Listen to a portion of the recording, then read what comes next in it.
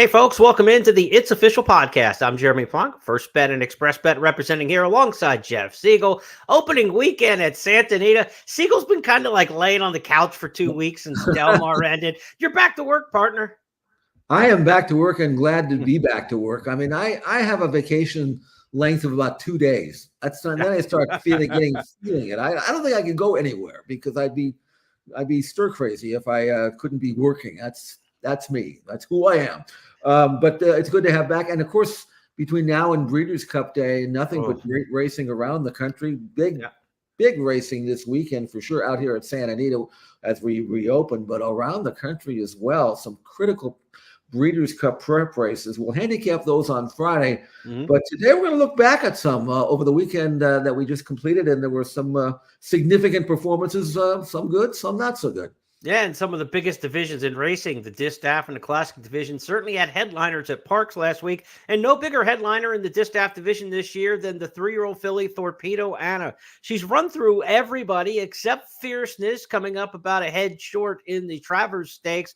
She was back in a spot where she was absolutely expected to win and win easily in the Cotillion Stakes.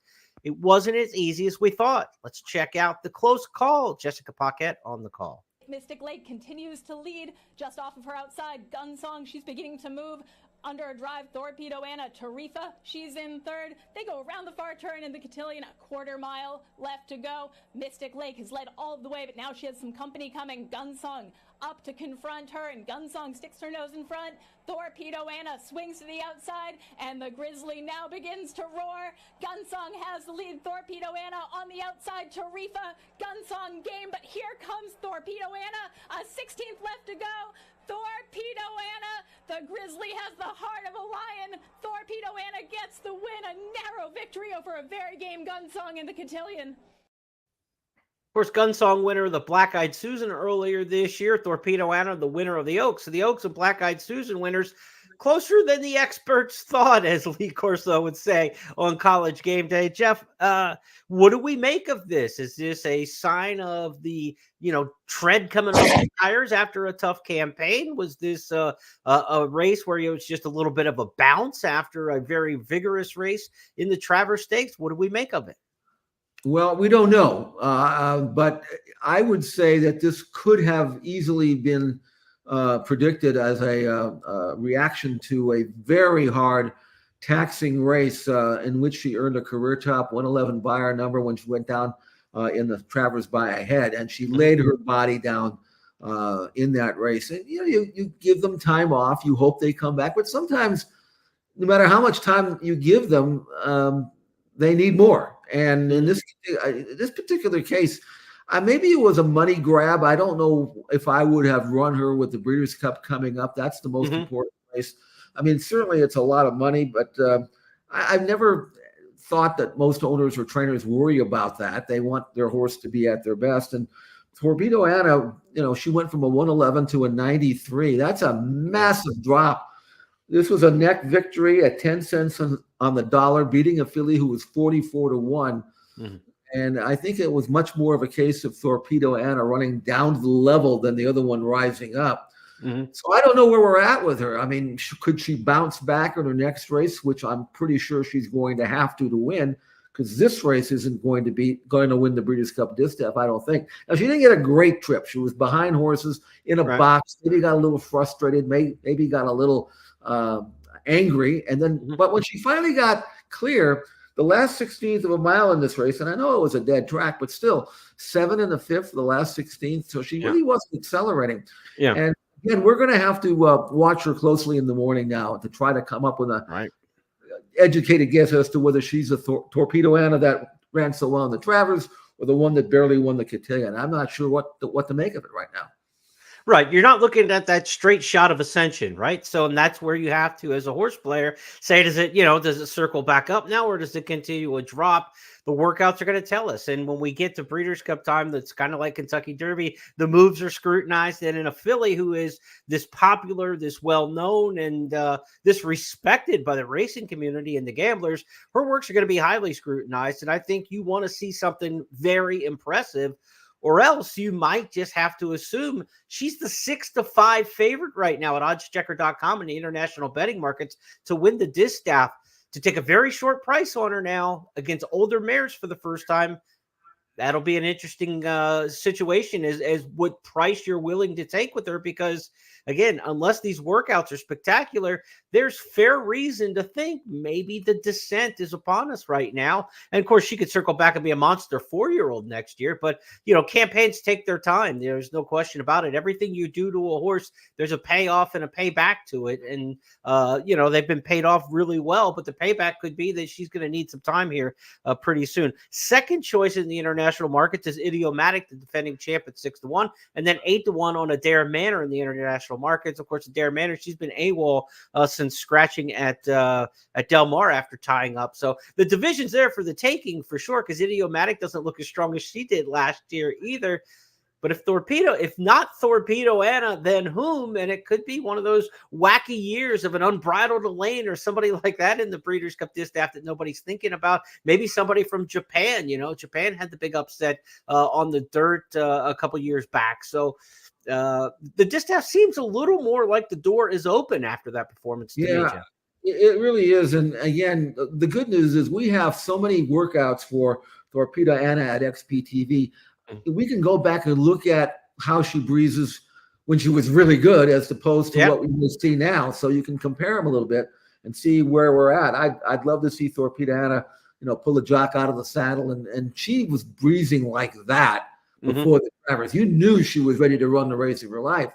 And now, you never know. So we'll see. Of course, we're still waiting for Adair Manor to get back on the tab. And because on her home track at Del Mar, I mean, there's an option maybe to go for a better price if you think that one isn't quite as good, and maybe if Adair Manor can come back and show us that she's ready. But anyway, it was a good race, an exciting race. I'm glad she won it, not because I bet on her, but because I want her to maintain her, her credibility and her ranking. But again, this sport never lets you enjoy anything, right? It's right. There's always something to worry about. Yeah. Kenny McPeak's going to have a watchful eye on this filly and make sure that she's as good now, as good then as she has been. Otherwise, there may be some worrisome to do. And as much as we look to the sky and think it might be falling, she's one win away of possibly being Horse of the Year. If she wins the Breeders' Cup Distaff and things work a little bit differently in the Classic than people are expecting, she might be Horse of the Year this year. So there's a lot to be won and a lot to be lost in terms of prestige and honor for her next start. It's going to be the tell-all for what has been just a fantastic campaign up to this point. We'll stick to Parks. We'll stick to the 3-year-old division. And the Pennsylvania Derby was the feature race on that card. The Cotillion kind of had the pizzazz, though, with Thorpedo Anna. As far as the Pennsylvania Derby went, they did have the Preakness winner in there. And many handicappers, myself and Jeff included, said unless it rains on Saturday at Parks, Seize the Gray probably won't get another big victory. But then they handed him the lead. They go around the far turn. Seize the Gray has the lead. Unmatched Wisdom and Stronghold continue to come on the outside. Uncle Heavy, the Pennsylvania bred, running a huge race today. Seize the Gray has the lead on the outside. Stronghold, Dragoon Guard coming up the rail. In the Pennsylvania Derby, it is anyone's race. It's Seize the Gray, game on the lead. To the outside, Stronghold continues to fight on. Dragoon Guard not getting there. A 16th left to go. And Seize the Gray, he's going to seize the day in the Pennsylvania Derby. Seize the Gray gets the win. Photo for second between Dragoon Guard and Stronghold. So Jeff Seize the Gray for the second time this year, gets away on the front end like he did at Pimlico, 49 and change, 113. But he had a kick clear at the end. He was drawn away at the end of this one. Stronghold just flattened out with his run at him. What do we think of Seize the Gray now, a horse who really, until he won the Pat Day Mile on Derby Day, nobody was talking about him in the 3-year-old division with much, vigor and interest. Now, all of a sudden, he's in the hunt. Well, we learned a lot in this race, I think, Jeremy. Seize the Gray is the kind of horse that we thought maybe it was the mud, but it's basically he needs to be in the fray. And I don't know any horse in this race that wouldn't have won if you give him the easy lead and go 49-1, 113-4. Right. And Seize the Gray can do that. One thing I've also learned about this from Stronghold is that he cannot and will not finish. He did when he won the Santa Anita Derby. I overrated him after that race, but since then he's hung every time you sent him over there. He hung in the Derby. I thought, well, okay, maybe couldn't run that far, but in 2 subsequent races, including this one, he just kind of waved the white flag. He gets there and he says, "Okay, go ahead." And I'm really, really soft on Stronghold now. Dragoon Guard had won 4 in a row, but all of them were gate to wire. And I thought, come out of the gate and make the run. Go.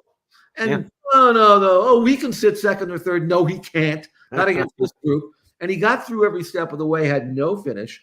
I said on one thing I was right about this race last Friday on First Call. I said Unmatched Wisdom is overrated, and even not even liking him, I overrated it because he didn't run any good. He was fifth. He was right there. So this race to me is troublesome in the sense that Seize the Gray. I'll say what I said. He's not that good, but if you give him the lead on a silver platter, I'll give him credit. He is good enough to take advantage of it. Some horses aren't. And he was handed the lead. This race was over into the clubhouse turn. He inside speed and a horse that, doesn't need the mud to win, as he proved he won at Churchill. But man, I mean, there's not a horse in this race that if you just let him go, that they wouldn't be good enough to win. I thought it was going to be Dragoon Guard, but once they took him back, forget it. So now Wayne Lucas has got a decision to make. Does he run the 1.25 miles or does he go in the mile? The mile will be tougher for him to make the lead, but the 1.25 miles is going to be a way, way tougher race, I think. Yeah. So I don't know what the I mean, I have plenty of advice to give to trainers if they want my advice as to where to run. But Wayne, on this one, you're on your own. I don't know what to do. Yeah, you're right, because the pace is going to be hotter in the dirt mile for sure with the shorter trip. But then you look at the classic, and the competition will be far more stout. Now, let's just talk about within the 3-year-olds before we get too far ahead of ourselves with the Breeders' Cup with Seize the Gray. How about the 3-year-olds where they stand right now? There are a trio of top 3-year-old dirt horses who have 2 Grade 1 wins on the main tracks this year. Dornoch won the Belmont Stakes and then won the Haskell. Fierceness won the Florida Derby, then the Travers, and Seize the Gray won the Preakness, of course, and then just added the Pennsylvania Derbies. So 6 of those Grade 1s split up between the trio of horses. On resumes, they all look fairly similar. I give a little edge to a horse who's won a Classic, so maybe Fierceness is behind with the Florida Derby and the Travers being his 2 big wins to this point, and of course the Florida Derby being so much earlier in the year. Seize the Gray and Dornoch leading right now, but I think if you talk to people, they would say Fierceness is the top 3-year-old in America going into the Breeders' Cup. So how would you vote, Jeff, if there was an Eclipse Award vote right now and you had to cast it? Where are you going amongst this trio of 3-year-olds? Now, Fierceness destroyed Seize the Gray and Dornoch and the Travers. I mean, I mean, the head-to-head. Yeah, nobody that I know of thinks that Seize the Gray is better than Fierceness. He won the Preakness on the lead when handed an easy lead in the mud, and then the same thing happened on a fast track in the Pennsylvania Derby. So, I mean, you're right. On resume, it looks pretty good, doesn't it? But it does look good on paper, yeah. Yeah, but there's no way Fierceness is not better than Seize the Gray. And he beat Dornoch, obviously, in the last race as well. So, I mean, Fierceness is going to be first or second choice in the Breeders' Cup Classic. Right. And Seize the Gray is going to be a long shot no matter where he shows up. And Dornoch's got a chance to bounce back because he does have, good form and solid form, and he's run with the best. But, I mean, Fierceness to me is the best of that 3, and it's his to lose, really. I mean, he's really going to have to turn in a really lousy race, which he's been known to do in the Classic. And even then, you probably shouldn't hold it against him because the Classic is not against 3-year-olds. If this was for 3-year-olds only, this award we're talking about, I mean, you shouldn't be penalized if you're running against older horses. So I think Fierceness, again, it's his to win or lose. And based on his form, based on the way the track played this summer at Del Mar, based on how the 1.25 miles plays at Del Mar, Fierceness, who should be up in the fray every step of the way, if not in front, should have every chance and no excuse to turn in a top effort and have his chance to win.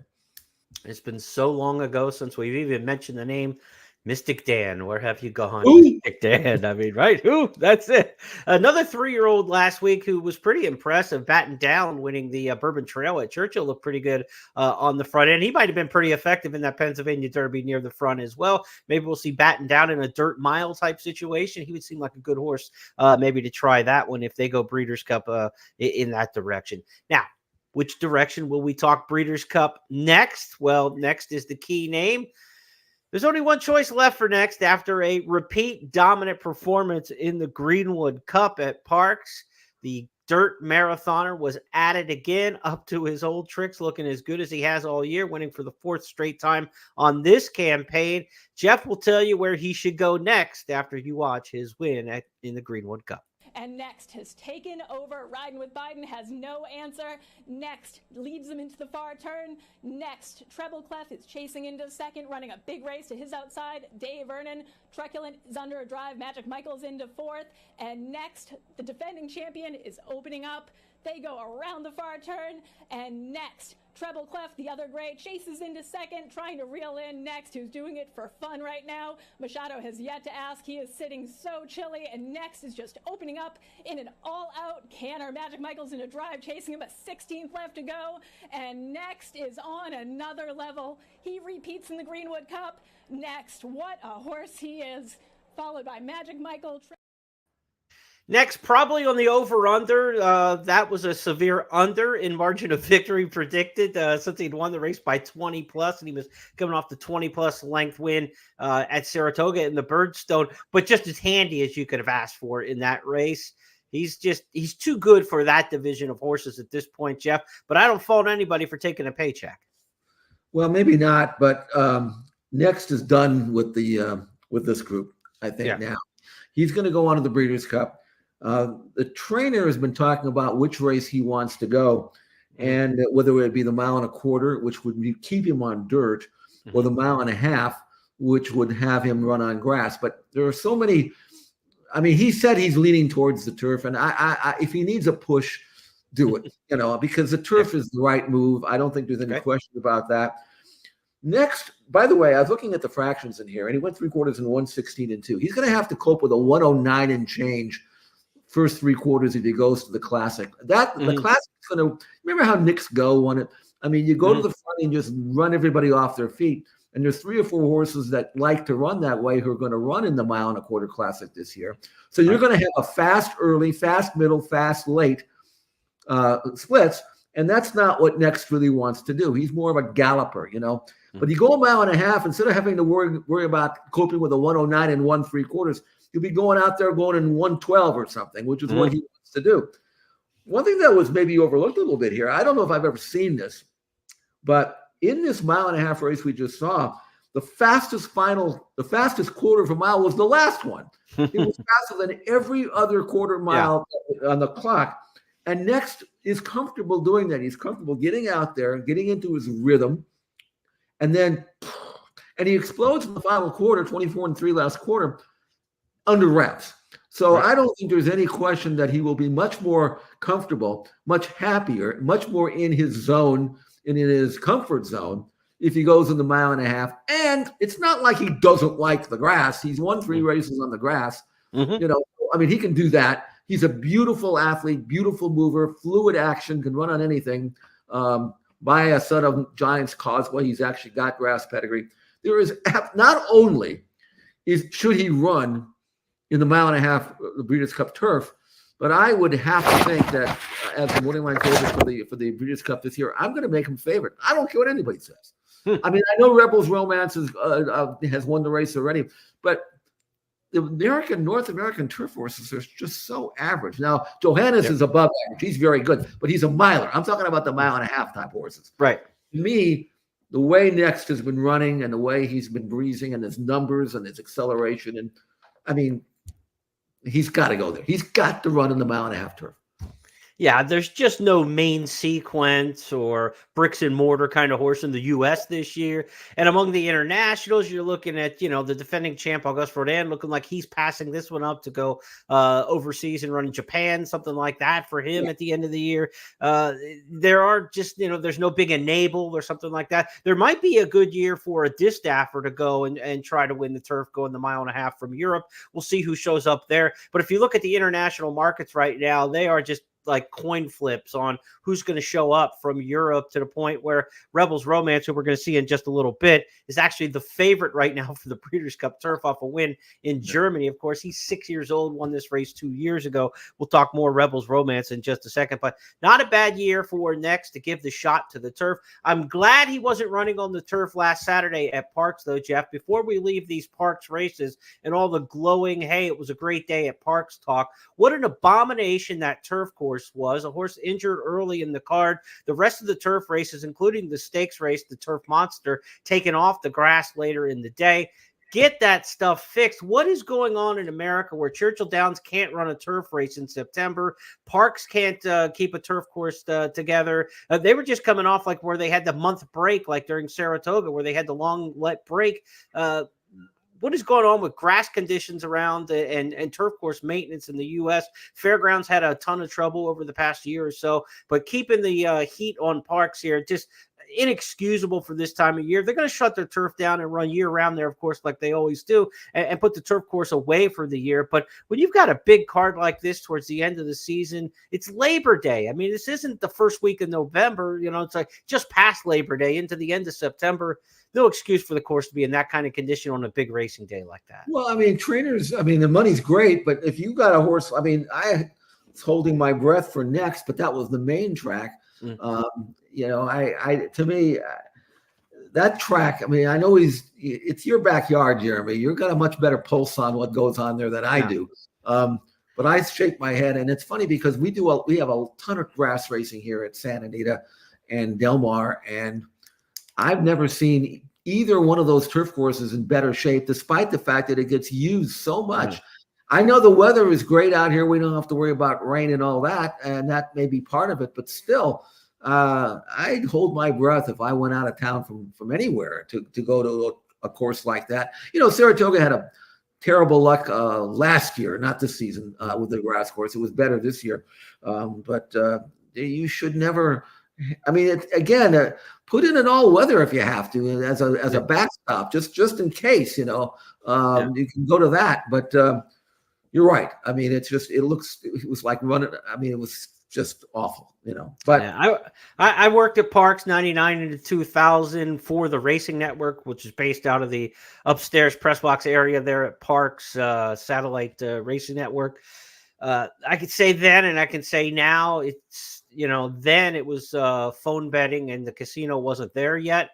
But since then, it's become a casino with a dirt oval. That's it. And without the casino, there'd be no interest in the dirt oval there. And that's the shame of it. And if you're going to run big time races and have a big time day like they did, and, TV coming in to do it, national TV audience, you got to do better, man. You just got to do better than that. With all the money that came in from slots throughout the course of 365 days, and we're talking a massive casino operation there, massive. You got to take care of the course. You have to. One more thing I want to throw out. I want to be the first on my block to say this, and will be the only one on my block to say this. But given the scenario of a crazy horse winning the Classic, Thorpedo Anna getting beat in the distaff, and Next going out and pulverizing the field, which I think he's going to do in the Breeders' Cup Turf. Could he get some votes for Horse of the Year? He could. If he wins the Breeders' Cup Turf, he's a finalist for Horse of the Year. He's right there.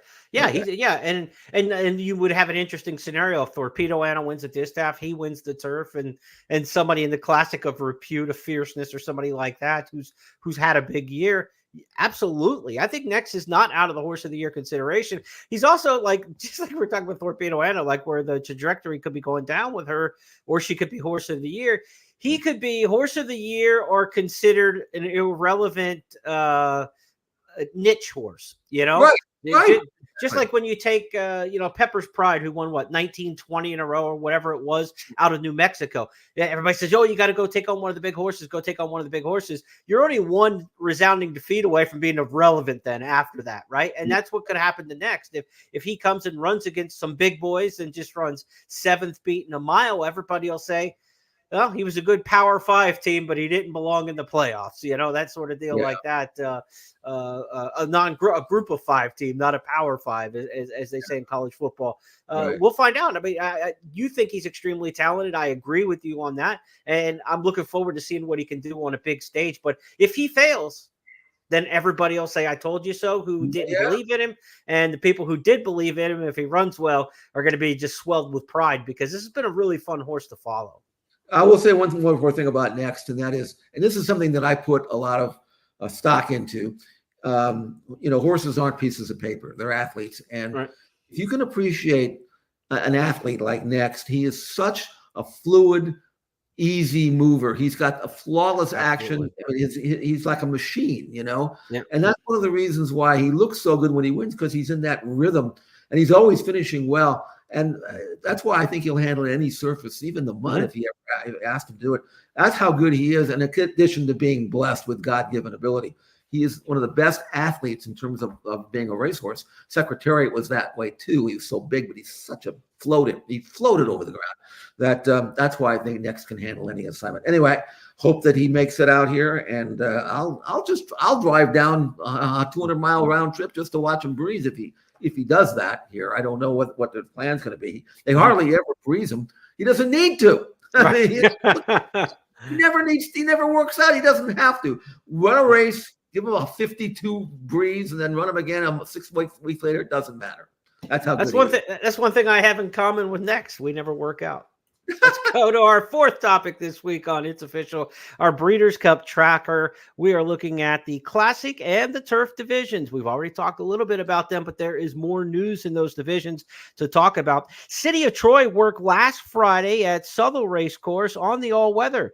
Aidan O'Brien was able to set up a little pseudo morning practice race for him with 4 other barn mates from the gate. Let's give you a chance. If you saw our Friday show, you saw this because we came on the air just about 10 minutes after it happened, but a lot of folks may not have seen it to this point. Let's recap it. Here is the work from Sky Sports Racing and their commentary. City of Troy last Friday at Southwell. Stand inside the American gates, and they jump away to work over the mile. And the early pace comes from the inside. Congo River goes on from Democracy. City of Troy's taken a sit, back in 3rd place on the rail. Edwardian pushes forward towards the outside in the purple silks. And Master of the Hunt just in front of City of Troy as they work down the back stretch at Southwell. And City of Troy's last of the 5 as they head towards the turn out of the back stretch. The early pace coming from Congo River. Congo River has the lead by about 2 lengths, pushed along in 2nd, Edwardian. On the outside is Democracy. Master of the Hunt behind those, and toying with them at the minute to the back of the field is City of Troy. As you would expect, he's got a good couple of stone in hand of this rivals. Edwardian drops away out the final turn. Congo River with the lead. Democracy, City of Troy breezes up in between horses. Master of the Hunt on his outside, down towards the home stretch at Southwell. And Democracy with the lead, but here comes down towards the 2-pole City of Troy. Arriving there full of running. Nearly 4 in a line as they come down towards the final furlong, but City of Troy easing into the lead. As you would expect, is well clear on the official figures and into the closing stages. Ryan Moore just asking City of Troy to quicken. And the Derby winner goes away towards the line. Quickens nicely in the closing stages. And City of Troy has its workouts for the... To the applause of fans at Southwell there with the nice work in the morning. I did a bad job setting it up because if you're not familiar with City of Troy, this is the Epsom Derby winner who also won the Juddmonte International, beating older horses most recently. Top turf horse in Europe, now aimed for the Breeders' Cup Classic on dirt. He's by Justify, of course, our Triple Crown winner. And Aidan O'Brien's brought some good ones over here in the past to try the Classic. This might be among the best that he's tried it with.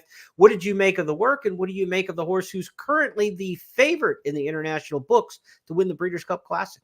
Well, on pure resume, if you count the English races as equal to the Americans, which I think is not really right. I think the English horses are better.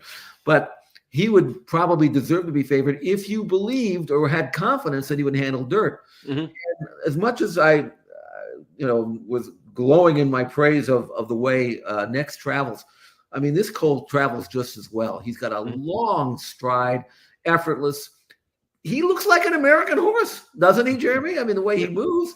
Yeah. And of course, being by Justified, I mean, it just so happens that he found himself overseas. But can you imagine what he would be like if he were brought up and raced and trained in the States? Mm-hmm. So I don't think there's going to be any issue. The only problem that I see is the kickback. And I don't know if he's going to enjoy that. He's never had it. He certainly didn't have it in the all-weather here. And I don't think his style of laying back and making one run is going to be terribly effective over a track that not only is very kind to speed, or at least has been this year, but at that distance, they just don't come back. So he better, I hope they realize you better be in the fray. I mean, I'm not saying you got to be in front, but I don't want you 7th, 8th, or 9th early on passing the stands. You're going to give yourself a very difficult, a very tall task. But if he arrives fit and ready and runs as well as he just worked in this work and runs as well as he's been racing, I mean, to me, he would be the horse to beat. Whether it would be favored or not, I don't know, but I think he would be my top selection.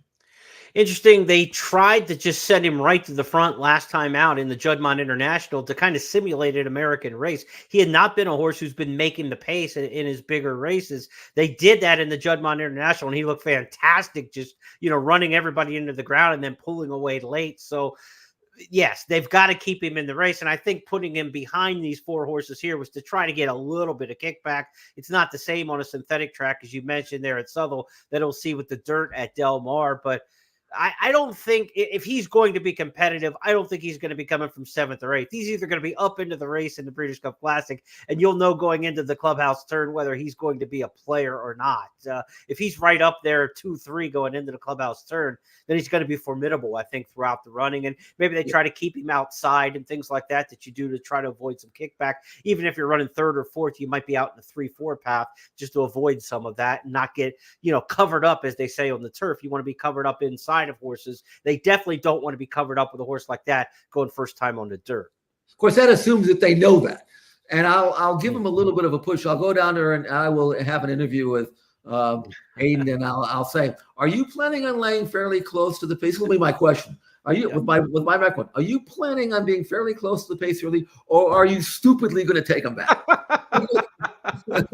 Credentials revoked. They're going to run you out of there for calling Aidan O'Brien stupid.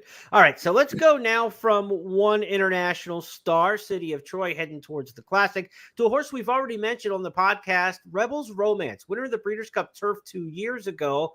Suddenly has found himself in the favorites role in the international books. He's now 5-1 favorite for the Breeders' Cup Turf at age 6. He just comes off a victory last time out in the Prix von Europa at Cologne. Jeff never fails to give me some German racing when we need it. Here we go. Let's go to Cologne, and Der Kommissar, don't turn around. It's kind of the way the call sounds. Vor Rebels Romance, der jetzt ins Rollen kommt. Straight dahinter auf freie Bahn, beordert Lordano zum Zuschauen, verdammt. Rebels Romance geht nach vorne. Rebels Romance vor Straight an der Außenseite. Palladium an der Innenseite, Travenos. Rebels Romance straight, was ist denn hier los? Straight an der Außenseite mit Rebels Romance innen. Rebels Romance, der hat so viel Klasse. Der lässt ihn eiskalt abtropfen. Rebels Romance gegen Straight, der läuft dennoch riesig. Dann Lord. Hard-fought victory there in Germany. Of course, he came from Germany before he came to the U.S. before and has had success. He's got the Godolphin Blue, which Charlie Appleby. He's never been considered. I mean, he's won, 6 Group 1 races now, but he's never felt like he was the head of the Godolphin class at any particular time. But here he is again. You can't get rid of him. You're right about that. 2 years later, we were on his bandwagon, you and I, way back in, I think, June of 2 years ago, before anybody even heard of him. Came over here, won the Breeders' Cup. He had some races that were below his best, but he's back in winning form now. Yeah. And it's funny, in this race, he looked like he might have was about to get worn down in the final 70 yards or so, and then the other horse came to him, and he just kind of, and flew off and galloped out 100 miles in front. So I think he's going to be back at his best, and that'll make for an interesting race. Rebels Romance versus Next and others. I hope it comes to pass. Rebels Romance very rarely wins off by himself, but if you give him a yard, he'll take 10 yards. I mean, he's one of these horses that is relentless. He's a pro, and he's hard to beat when he's on his game.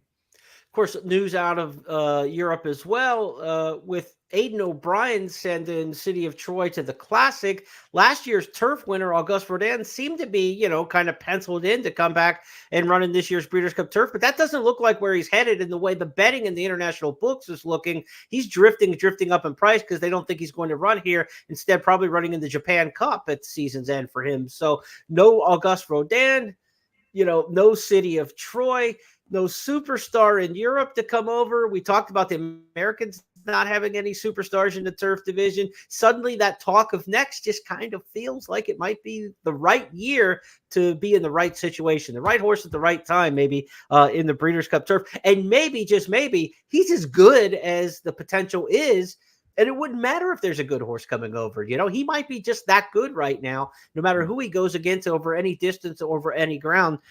Should be interesting. So that's our news out of the Breeders' Cup Turf division. Now, let's go to the Classic division here and talk about some horses that are going to run in Japan on Wednesday night into Thursday morning here, stateside time. We're talking about a race in Japan this week at the Funabashi Racecourse on Wednesday night. We're going to see Ushpa Tesoro and Derma Sotogake go in that race just outside of Tokyo. It's a 1.1 miles race. This is their prep to come back to the Breeders' Cup Classic. They were in this race a year ago. Derma Sotogake, Ushpa Tesoro, two horses we know. Ushpa Tesoro, of course, got a really strong international resume. Derma Sotogake won the UAE Derby and came over here for the Kentucky Derby a couple years ago. We've got some interesting work video. Twitter's a beautiful thing, and that keeping the world close, if you will. It's a horrible thing in a lot of places, but in this case, it's a good thing.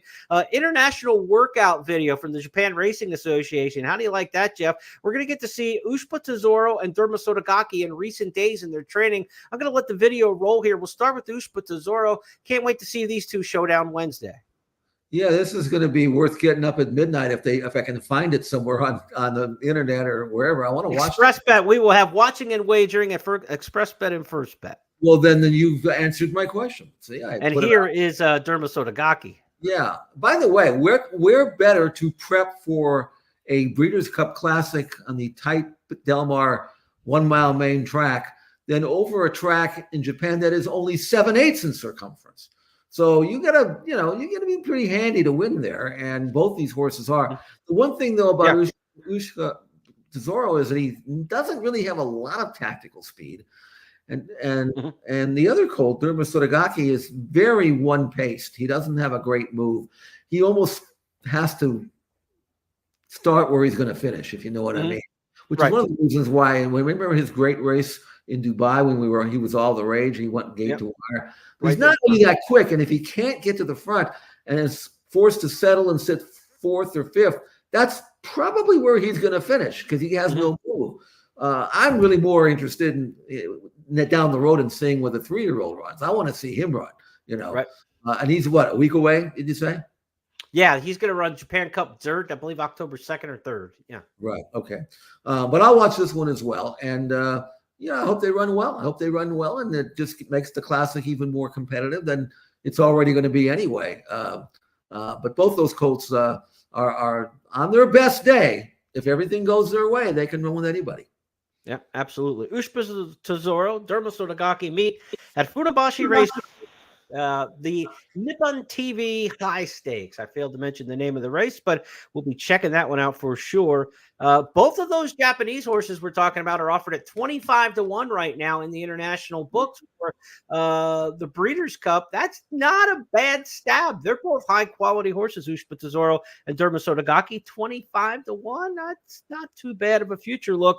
If you like one, maybe get in before the wager or before the race coming up, the final prep coming up Wednesday night into Thursday morning. Also in the Classic division this week, we mentioned it's opening weekend at Santa Anita on Friday.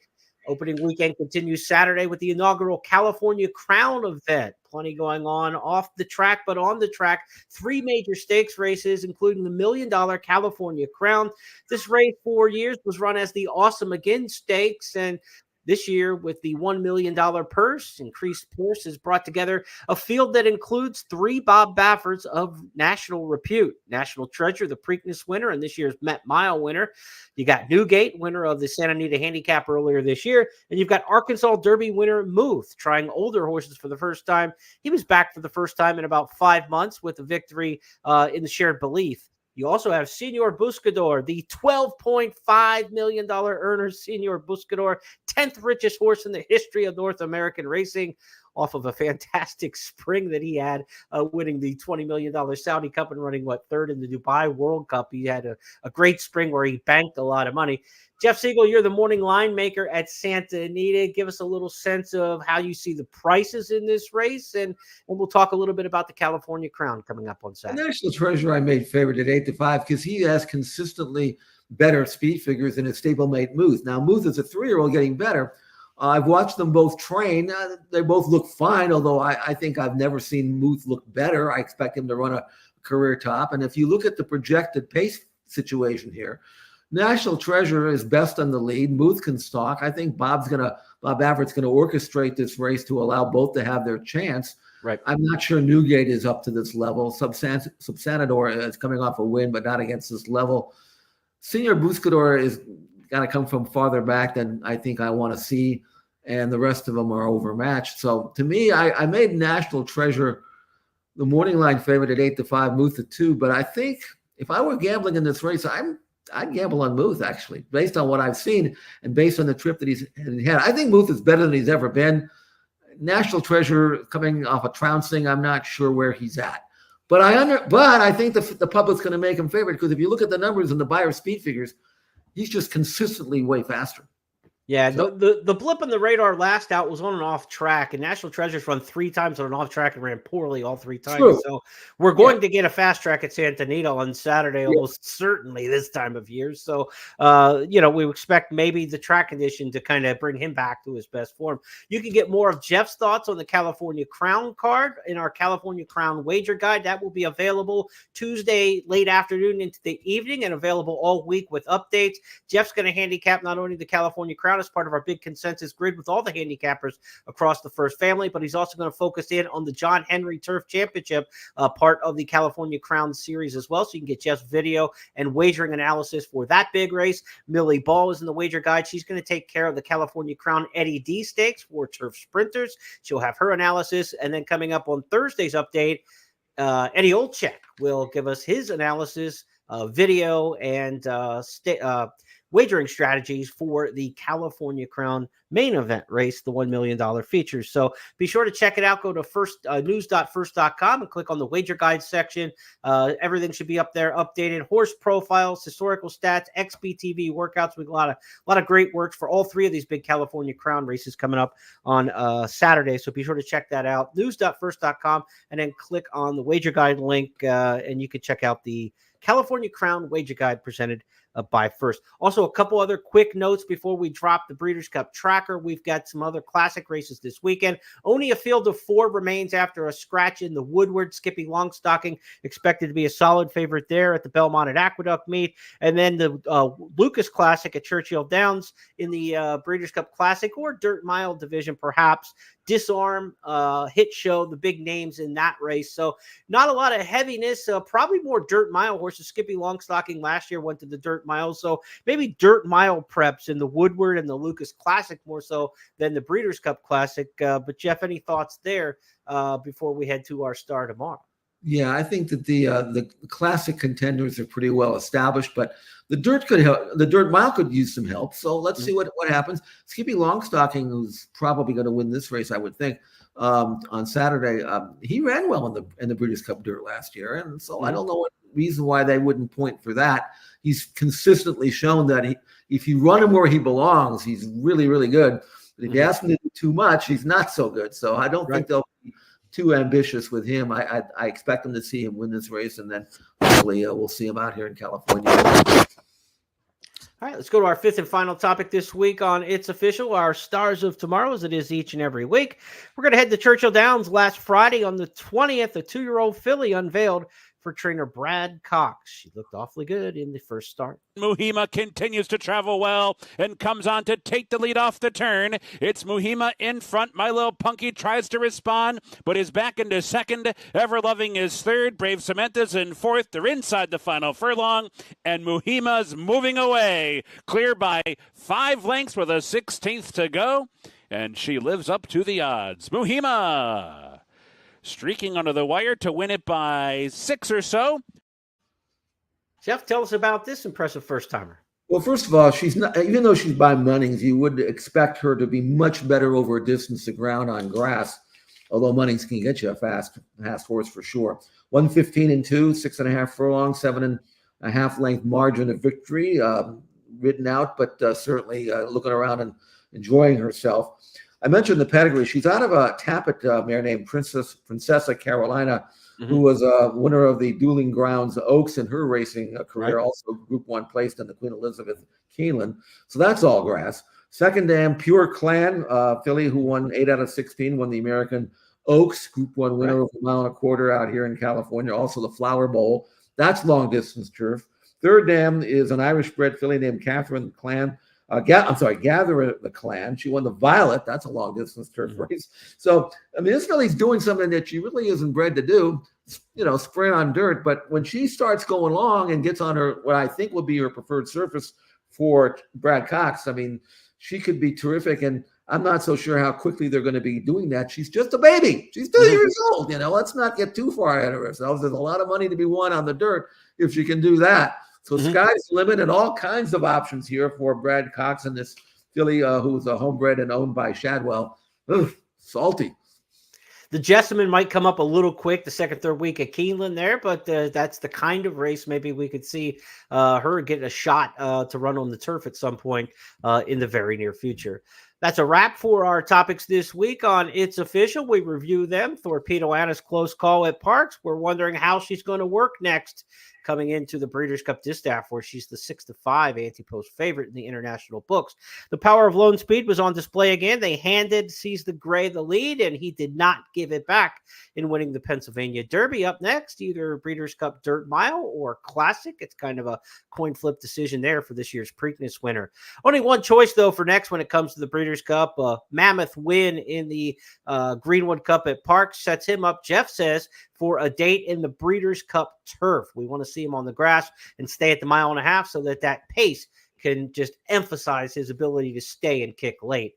The Breeders' Cup tracker took us across the world. We looked at City of Troy's work last week at Southwell, Rebels Romance win in Germany, and we talked about some Breeders' Cup Classic contenders running in Japan this week, Derma Sotogake and Ushba Tesoro. Also looked ahead to the California Crown coming up this Saturday at Santa Anita. And our star of tomorrow, Muhima, first-time winner at Churchill Downs last Friday. Those 5 topics are now official. Because Jeff Siegel and I said so, that's how we do it, and we'll do it all again in 7 days' time. But between now and then, be sure to check out the wager guide for the California Crown. Again, go to news.first.com and click in the wager guide section. We'll have that up Tuesday afternoon into evening and ready for you to go. And Jeff and I will be back on Friday to do our video handicapping podcast when we get on the First Call podcast, looking at not only the California Crown, but also stakes races all around the country. Jeff, I was looking at doing a blog like I did a few weeks ago. I did 18 stakes in 18 sentences because there were so many good stakes around the country. If I do it this weekend, I think I'm at 34 stakes that are going to be run over the weekend. So there are a lot of great stakes races, coast to coast, Saturday and Sunday, and a huge opening 3 days at Santa Anita for you. I'm looking for some huge performances this week. I want the stars to arrive for Breeders' Cup this year in peak form. It'll make for a glorious couple of days of racing and a lot at stake. Not only this week to work your way into the mix there if you're if you're marginal, but trying to figure out who the main contenders will be and maybe find a long shot or two. Who knows? It's gambling too. So we'll be watching those races very carefully, not only here at Santa Anita, but around the country as well. So looking forward to that. And we'll talk to you Friday. Maybe we can pick a few winners this week and maybe make some money. Build your bankroll tonight. They got $150,000 plus carryover on closing night at Assiniboia Downs. Get in on that pick 5 mandatory payout tonight. You can watch and wager. First Bet and Express Bet will have it for you. Yes, I do play Assiniboia Downs on occasion. This will be another occasion tonight with that nice carryover. We'll talk to you on Friday, everybody. Have a great week.